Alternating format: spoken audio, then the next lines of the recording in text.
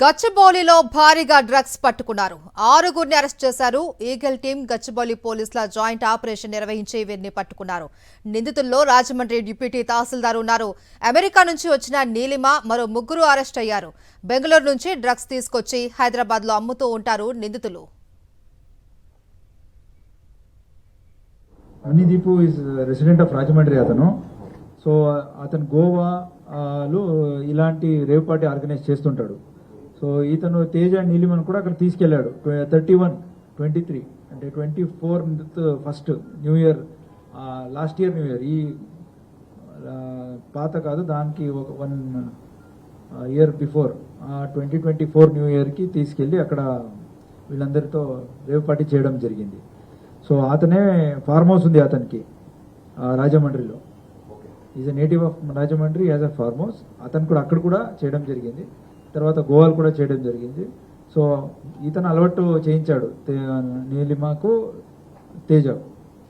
తర్వాత వీళ్ళు ఆ రాహుల్ అనే సప్లయర్ బెంగళూరులో ఉన్న వాడితో సంబంధం కల్పించుకొని ఈ చందన్ ద్వారా సప్లై చేయించుకున్నారు. వేరే కేసులో అరెస్ట్ అయినది, ఈ కేసులో అరెస్ట్ రాజమండ్రి ఈ కేసులో అప్స్కాండింగ్. ఒక టీం వెళ్ళింది, చూద్దాం అక్కడ ఉంటే అరెస్ట్ చేస్తాం. మనకైతే దొరకలేదు యాజ్ ఆఫ్ నౌ. సో గచ్చిబౌలిలో భారీగా డ్రగ్స్ పట్టుకున్నారు. 6గురిని అరెస్ట్ చేశారు. దీనికి సంబంధించి పూర్తి డీటెయిల్స్ మా ప్రతినిధి హరీష్ అందిస్తారు. హరీష్, మహేశ్వరి, గచ్చిబౌలిలో డ్రగ్స్ దొరికిన వ్యవహారాలకు సంబంధించి రాజమండ్రికి చెందిన ఒక రైల్వే ఉద్యోగి ఉన్నట్టు గుర్తించారు. అతని పేరు మణిదీప్.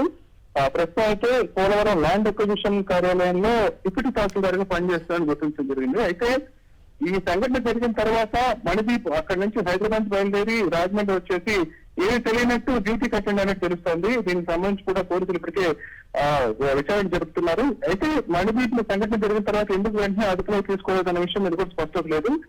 వెంటనే 6 దొరికారని చెప్తున్నారు. సంఘటనకు సంబంధించి 6 అందులో ఇన్వాల్వ్ అయినట్టు చెప్తున్నారు. అయితే మణిదీప్ తో పాటు మరికొందరు కూడా అక్కడి నుంచి వెంటనే ఎస్కేప్ అయ్యి అక్కడి నుంచి వేరే ప్రాంతాలకు వెళ్ళినట్టు తెలుస్తుంది. అందులో మణిదీప్ అయితే యథావిధిగా రాజమండ్రి వచ్చి ఇవాళ తన జాబ్ లో జాయిన్ అయిపోయినట్టు తెలుస్తుంది. మధ్యాహ్నం కూడా ఒకరిద్దరు ఈ విషయం ఇప్పటికే ఈ వ్యవహారం మీడియా ద్వారా బయటకు రావడంతో ఒకరిద్దరు పలకరించినా సరే ఈ వ్యవహారానికి సంబంధించి దానికి సంబంధం లేదని చెప్పినట్టు తెలుస్తోంది. ప్రస్తుతానికి అయితే పోలీసులు అయితే దీని మీద పూర్తిస్థాయి విచారణ చేస్తున్నారు. దీనికి సంబంధించి మణిదీప్ ఇంతవరకు అయితే అదుపులో తీసుకున్నట్టు లేదు. Right, thank you Harish.